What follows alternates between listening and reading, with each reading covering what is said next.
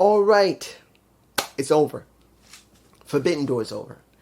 And let me make this clear right now before I go through this entire list, because let me make it very clear. I'm going to botch names. There's no way I'm going to remember absolutely everything, even though I have notes here and certain points. There's no way I'm going to remember it all. So if I miss something, just ask me below, and I'll try to answer you that way if I miss something.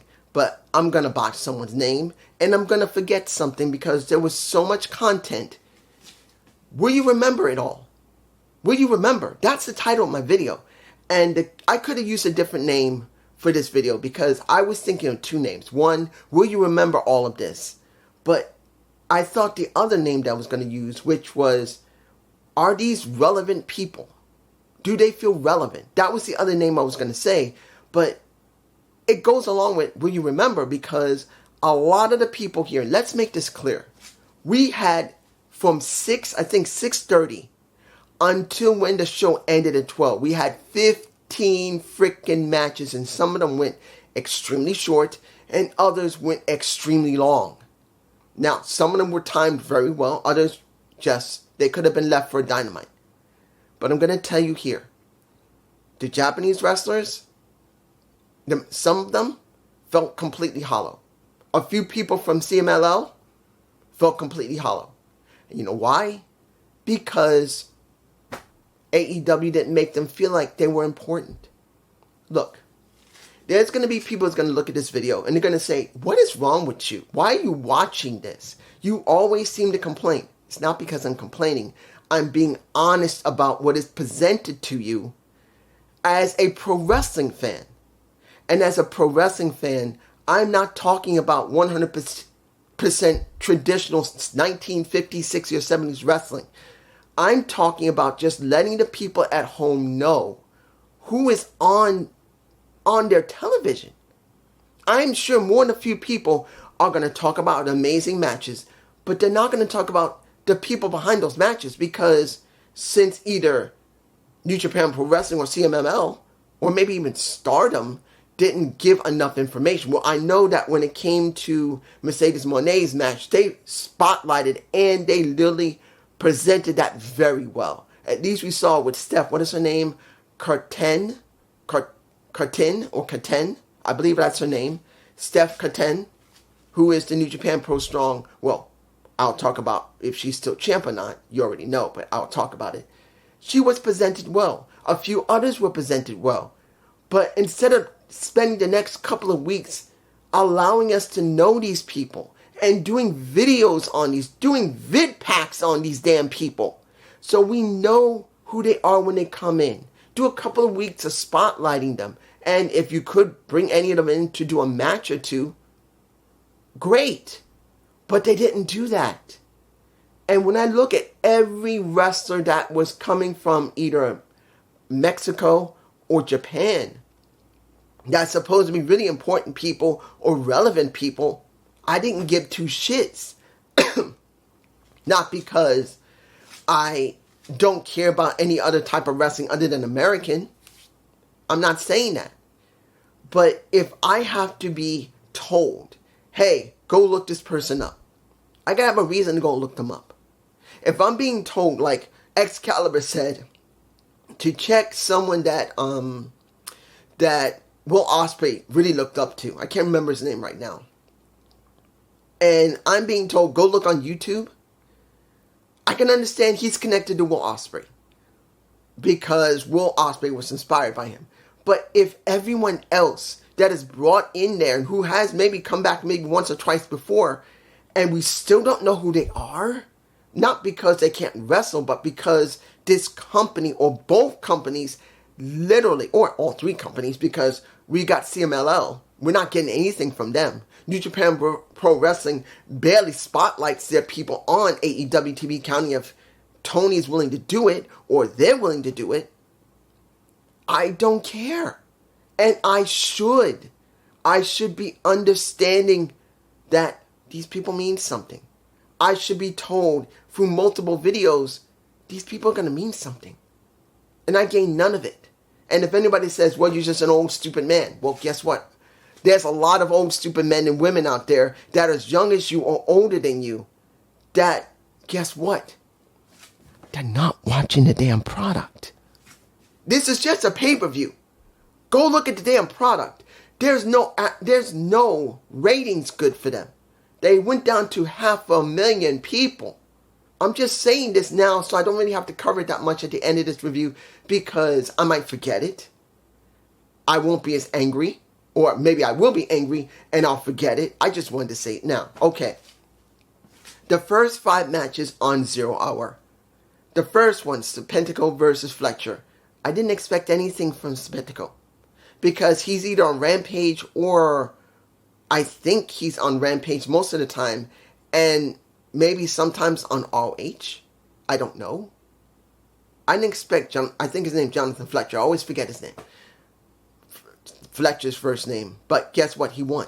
I'm not surprised. It's Don Callis' family member. Then what did we get? We got a 4-way match that, if I remember correctly, didn't lead to a tag championship. I could be wrong.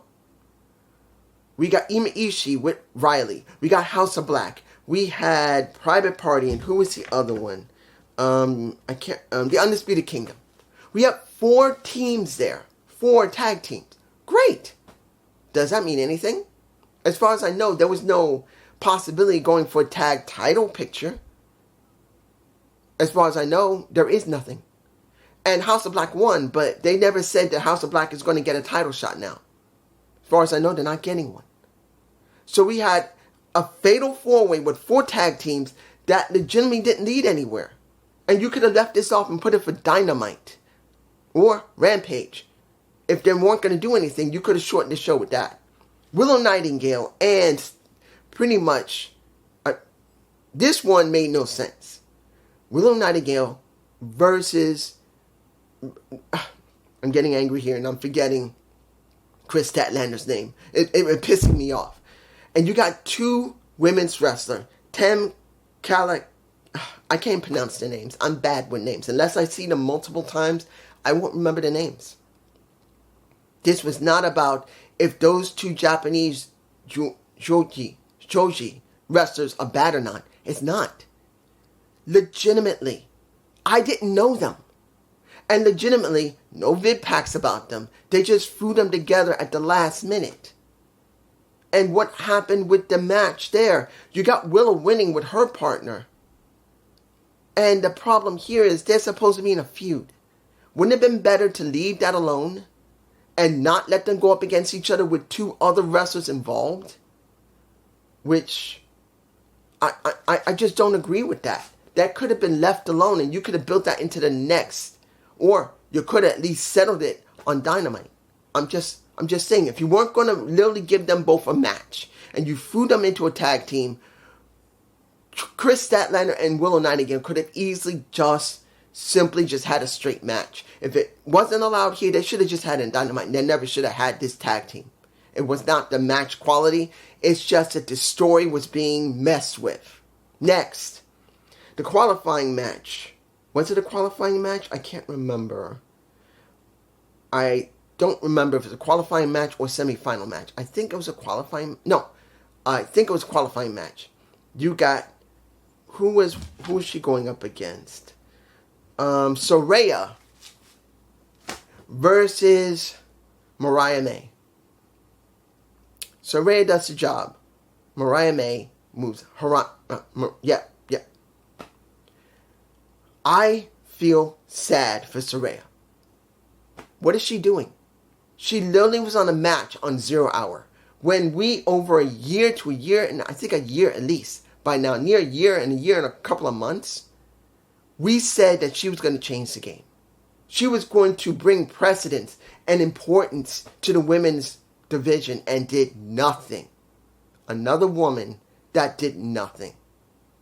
And she's on 0 Hour. Someone that should care about her. Relevance. This isn't about getting a title. This is about relevance. This is something not many people understand. You can have not 80% of the roster just feeling relevant and at least feel like they're cared about. You don't need to have the tag titles. They don't have to have the most prominent storyline. They just have to feel relevant. Like they were meant to be on the show, and you feel like they were important to the show, even if they didn't have a major part in the show. And Saraya didn't have any of it. Now, a match was fine. It wasn't bad. But in the end, it didn't feel like it was important. Final match. And this was... I'm like, really?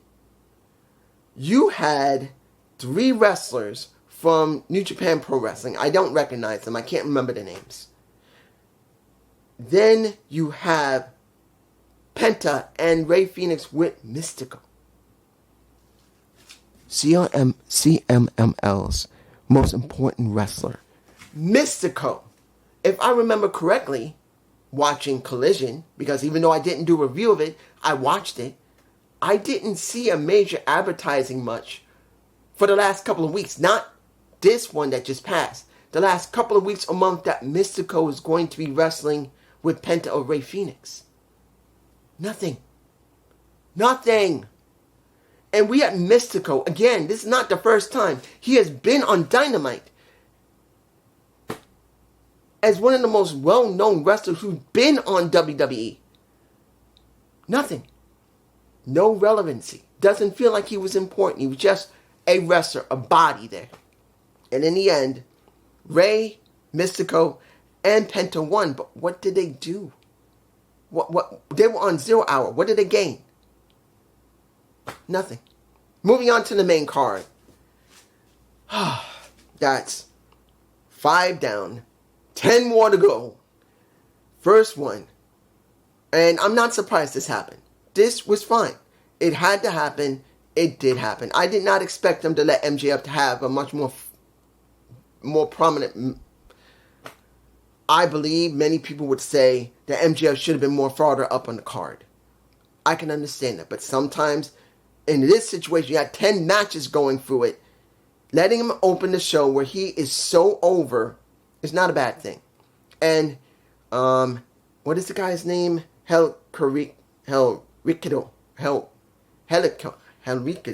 I'm bad with names, guys. I'm sorry. I am bad with names. Maybe I'll have a picture, an image in my face. This might be one of the few I'll put into this. Their match was good. Helico. I think that's his name. He's a very unique wrestler. I actually like his style. He's actually very good. Very innovative. He has a certain level of character and a certain level of arrogance, which I don't mind. I'm fine with it. Now, since he worked with the Gates of Agony, it's okay, counting on if this is it. Because there's going to be a possibility that we will never see him again. Other than when maybe CMLL shows up again. But he's one of the few that has been spotlighted. Allowed to wrestle on AEW TV. And did, I think, have one video, one vid pack and one interview. So it was good to see that. Even though I'm bad with names, doesn't mean I didn't recognize him. I did. And I felt he did a great job in the match with an MJF who won. I'm not surprised. He had to win. This is only the third, what is it? It's like the second or third, this is the second match. He needs wins. There's no way you're going to let him win. No, so it's fine. I was alright with it. Now, the Acclaimed with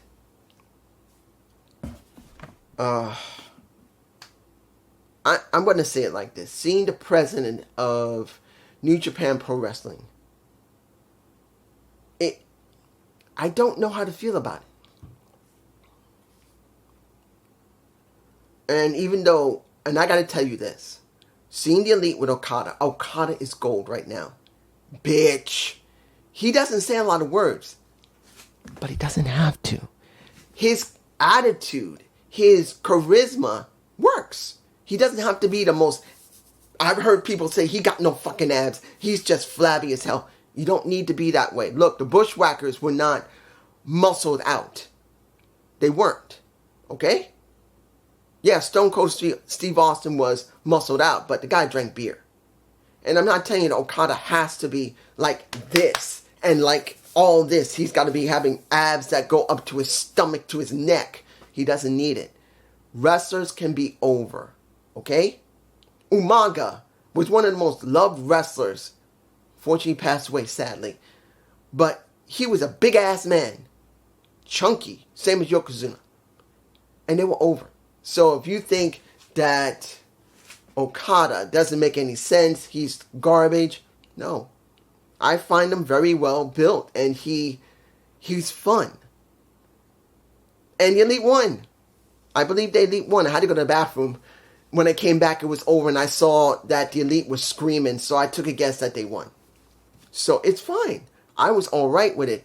I enjoyed the match for what part I missed. I missed the last 2 minutes. I had to go and take a piss. It happens. But you get my point. Now, Owen Hart. This one was a semifinal match, I believe. I could be wrong. Yeah, quarterfinal match, sorry. And it was Daniel Bryan versus Takahashi. Takahashi, I believe his name is. Dragon versus Dragon. That's what they advertise here. Not for weeks ahead. In a way that we can really get. I know he has been on the show. I know he showed himself. And it just felt like they needed more from him and Bryan Danielson at each other. And we didn't get that. Just me. I mean, he had been shown at least once. But that's just me. I just felt like there should have been more advertisement. Better vid packs when it came to this match. And it was a good match. It wasn't a bad one. But you can see because of Bryan Danielson's neck, it's getting there. I mean, you can see that some of the work he's doing, he's trying to hide that he's not hurt and that he's hurt. I mean, he's trying to ham it up a little more than he is. But let's make it clear, he actually is a bit hurt. And it shows in his performance. He's a bit slower. But since this is last year that he's going to be an active wrestler on the main roster, fine. That's all right. Because we know he's winding down his career right now. He may end at All In. I think that's where it should culminate. Whether he wins the Owen Hart Cup or not, I hope, will end there and that he deserves it.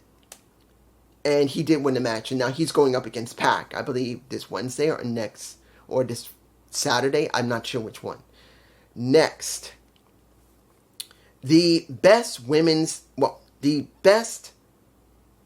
I shouldn't say the best. The third, or what is it, third or second? It's so hard to tell because there's so many matches here, it's hard to keep up with it. I say, as a singles match, for me it was the second best match of the night. Mia Shirakawa versus Tasteless Toni Storm. With Mariah May, who already is moved on in the Owen Hart Cup. This was a damn good match for me personally. I'm saying it right now. It was a damn good match. If I gotta rate it with the women, I say that this was the second best match of the night for the women. And overall, the second best match of the night for the rest of the card. I'm saying it now for me personally. So, seeing them work was very good. Seeing them having good chemistry was very good. Seeing that, when you look at Toni Storm and you see Mia Shirakawa, Tony's like this. Mia's like this. I'm just saying, I don't think she's a double D or D. She's like in between D and C. That's what I think Mia Shirakawa is. And seeing that she wore an outfit that tried to minimize the size of her chest. Because if she's not near D, she's a D. And she actually wore something that I must say, I was impressed. That it was not the color that made me draw to her tits. No. It was the fact that that color minimized the size of her chest. Because you could not tell how large her breasts were unless she was laying flat on the mat and you see the cleavage right here. That is the only way you could truly see how chesty she was. And I appreciated that because there's a lot of women wrestlers. There's a lot of women's wrestlers that like to accentuate their tits. Look at Jade Cargill. She wears a strap right here and doesn't wear anything across her chest to try and hold them in place because girl's not a small titty woman. And there are other women that rather let people see their chests and to accentuate not just the look, but also when they wrestle. Mia Shirakawa, I felt like she made sure that people knew she was somewhat heavy-chested, but she wanted to try and hide it by putting a very strange color on her chest that actually didn't make it look big at all. So I give her my respect for that. That was very good. And she's a good wrestler. Was she a little rough? Yeah. And there was nothing wrong with that. But now the question is, she lost the match. They gave it to Toni Storm. Mariah May really did not want to choose between the two. And we got respect between Mia and Toni Storm to the point that they hugged one another and Mariah May wanted to do a triple kiss. And I'm going like, okay. So Mia is on the roster and they are doing something with her.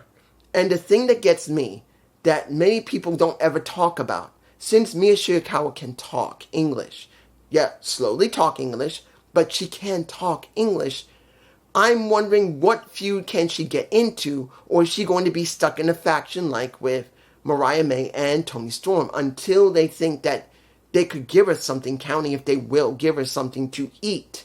A real feud where she can show her personality and talk. Honestly, that's what I'm hoping for. Next, the Zack Sabre Jr. and Orange Cassidy match. This was the third best match for me, personally. It was the third best match for me personally.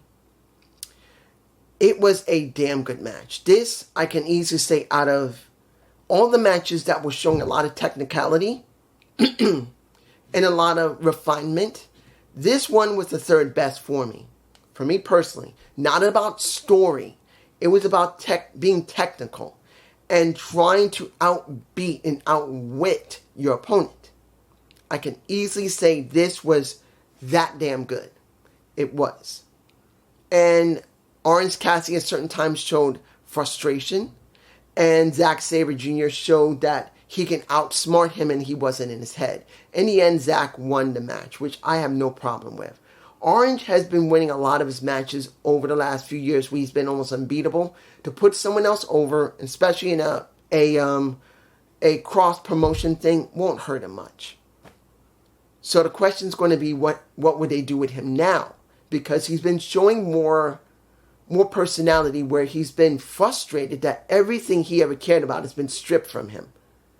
So what's going to happen when we see him on this Dynamite? That's a big question. Now, here's a match. Honestly, I didn't care. I didn't. I'm sorry. I didn't care. Learning Tree with Jeff Cobb, who I do know from TMDK.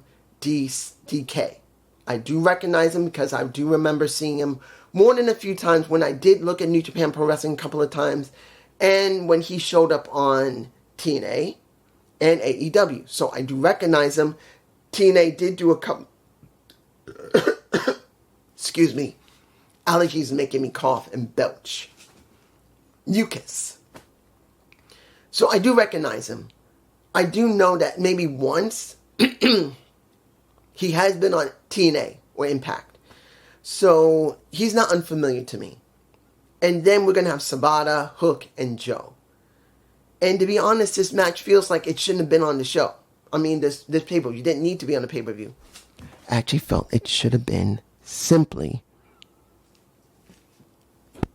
Is it working? I thought my mic died. Oh my goodness. Sorry, guys.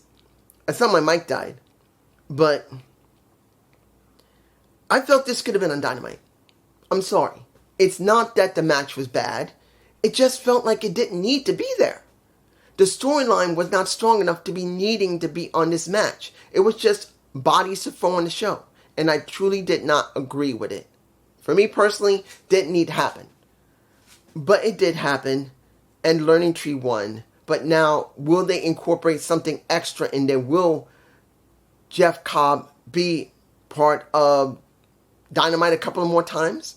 Will he be able to do a little bit more work? Because when it comes to Brian Keefe, he's still in a sling. Will they do that? Let him be seen a little bit more? I don't know. Let's move on. Ladder match for the TNT title. We got Mark Briscoe. We got Kateska. We got El Fantasmo. We had Leo Rush, Dante Martin. Who else was there? Jack Perry, the scapegoat. And there you go. It was a good ladder match. Not the greatest. But you can see where they were going. Because they were focusing a lot on making Jack Perry look important. There was no way. I thought if there was no Jack Perry, who would be the best person to win the damn title? Kateska was one. And the other one would have been Mark Briscoe.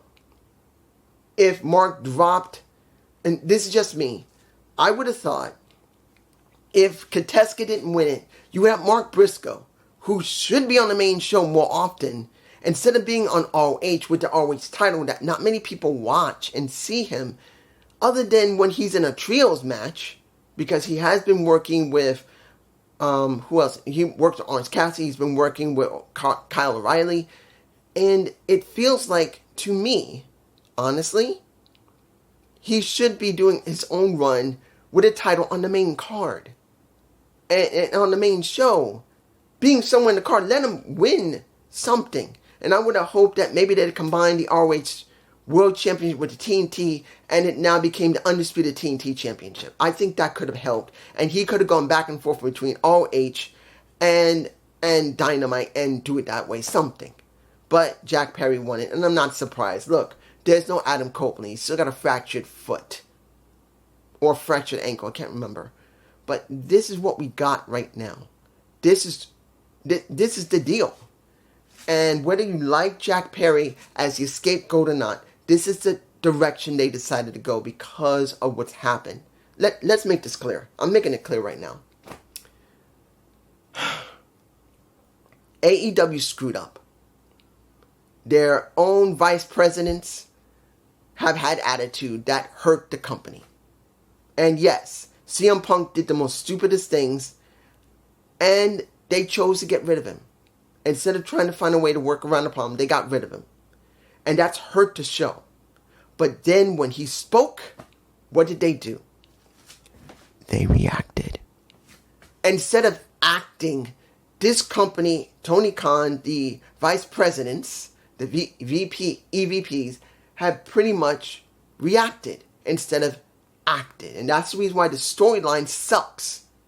But with Adam Copeland hurt, they decided, hey, we got to do something with Jack Perry. Throw the damn title on him. Let him join us. And that's what we got. Do I believe it's the wisest thing to do? No. But this is the thing they did. The TBS Championship. Well, technically, the New Japan... Well, both titles, champion versus champion, whoever wins gets it. Now, it was under New Japan Pro... No, not... It was under AEW rules instead of New Japan Pro Strong rules, where instead of having a 20 count, we stuck with the AEW 10 count. Fine. This was a good match when it came to Mercedes Moné. And I didn't say this, but the crowd in Long Island, New York, not far from me, did a very good job. But then they were booing and having an attitude against Mercedes Moné. Fine. It doesn't matter as long as they have something towards her. When it came to Steph Camtine, I believe her name is Cantine, or Camtane, they loved her. Now, mind you, she damn, she's a gorgeous looking woman. But more, she's a damn good wrestler. Don't know how well she talks. Since I don't speak Spanish, and she seems to speak more Spanish than English, I can't tell you if she has great mic skills. She seemed to have a certain level of charisma, but I don't know how well she can talk. But the match was good. I'm not going to tell you it was best match for the women, because I do believe the championship was mainly due to the fact of its story. Because yes, Mercedes broke her ankle when she was dealing with Willow Nightingale. But that story's already been done. She beat her for the TBS championship. There's no real strong story there because, yes, she'll get the New Japan Pro Strong title, which she was slated to actually win, but broke her leg. Broke her ankle. And couldn't do anything for almost a year. So she now gets it finally. But that really doesn't help AEW. It helps New Japan Pro Strong, counting on how much work she's going to do there, but for AEW, it doesn't really help much. She's still TBS champion, unless they incorporate more of what's going on in New Japan Pro Strong into AEW, when, to be honest, AEW is not doing very well. And unless they're going to start using storylines for New Japan Pro Strong to supplement it, which, counting on how well they do it over there, is not helping. So I'm not saying the match was bad. I'm not saying Mercedes Moné was bad. I'm not saying that Steph Canteen was bad. No, none of it. They were good, but I'm seeing a situation where it may not help the company in the long run because the storylines for the women are not good. There's very few women that have any real good storylines. Look, Saraya was on 0 Hour with Mariah, you see I'm botching here, Mariah May, for the reason that they have no idea what to do with her. There is an automatic story between Mercedes Moné and Saraya. And I don't even think they're ever going to go there. I don't think they're going to have them meet face to face in the back where they should. Look, no one's saying that Mercedes tried to hurt her legitimately when she had to leave and not be able to wrestle for 3 or 4 years. No, how many years she was out? Like at least 4 years or more. She couldn't wrestle anymore. And now only recently she could start wrestling again. I'm telling you now, that is an automatic storyline that you can make Mercedes the bad guy or Saraya the angry woman who lost her life for multiple years because of that kick to the back. You don't even need to show anything, any footage. We know she got kicked in the back as that match went on. So they should make this a real story. Do I believe they will? No. I'm hoping I'm wrong, but this is what I feel. Now, we have now gone through 13 matches. Here's number 14. Naito versus Moxley for the IWGP World Heavyweight Championship. Now, I had no idea who was going to win this. I didn't know. And to be honest, it didn't really matter to me. Because since I not really watched a lot of the product of New Japan Pro Wrestling, and I've only seen maybe Naito maybe once before. Once before, that's what he did. I really wasn't invested in him. And yes, they did do advertisements for him. A few advertisements where he's talking about getting that damn title back. Coming to the show and being seen. Yes, but here's the one major problem I had with the entire thing. Moxley. You know why? Moxley has not taken any breaks for more than a year. The only time he was gone is when he went to rehab to try and stop drinking. And he did that on his own accord. No one forced him into it. He just wanted to finally stop doing something that he thought was going to hurt his family. He chose to get help on his own. And that was great. I commend him as someone who grew up in an alcoholic house and a drug-addicted house, which luckily I never got into the stuff. Thank goodness for that. It's good to see that he understood he had to do something better for his wife and his daughter. But here's the problem. As a pro wrestler, sometimes you can be oversaturating the product. And he has been at the top of the damn card, whether we had NJF, whether we had Kenny Omega, whether we had Chris Jericho, whether we had anything, he was always near the top of the card. Or he was the top of the card for so long that we didn't feel like he could just be important. He lost a lot of relevancy because he was always on TV. Sometimes you can overdo it. And that's what happened with him. And because he didn't go away for a couple of months to rest, or was written off of a storyline just to take a vacation because he couldn't, because what happened with CM Punk and what happened with Kenny Omega, he's just been there. And I'm not taking anything from Mox. I respect Mox. I like Mox. But as someone who reviews this stuff, who sees how the fans review, how they view him, they do like him. But the problem is he's always there and they don't put him away for a little while. Not like a week or two, like a couple of months. So when he comes back, he'll feel more important and, like I always say, relevant. His relevancy went from here to here. And that was the major problem for me personally. I've seen Moxley in almost every important aspect of AEW, dealing with people. I'm not saying that's a bad thing, but he's done it so frequently, it's like being desensitized, guys. If you don't know what it means, look it up. If you get like this, someone touches you and they're with something sharp, you go, ow. You're sensitive. But if you do it enough, no matter how many times, sooner or later, if their fingernails are sharp and they go like this, eventually you could build up a callus and you won't be as sensitive. And that's what it feels like. Nato did win. That's great. But then it didn't feel relevant. Because Moxley didn't feel relevant enough to make Nato feel that important. Now in Japan, there'll be no problem.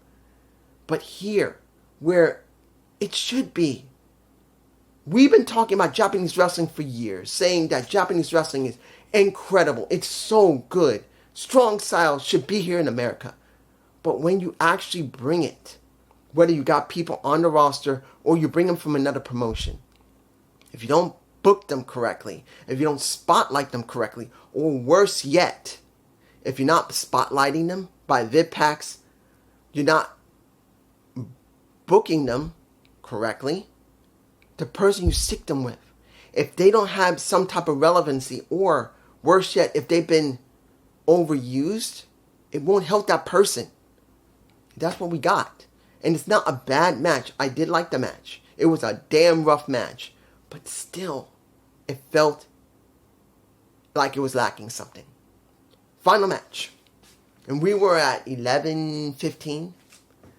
Will Ospreay versus Swerve Strickland.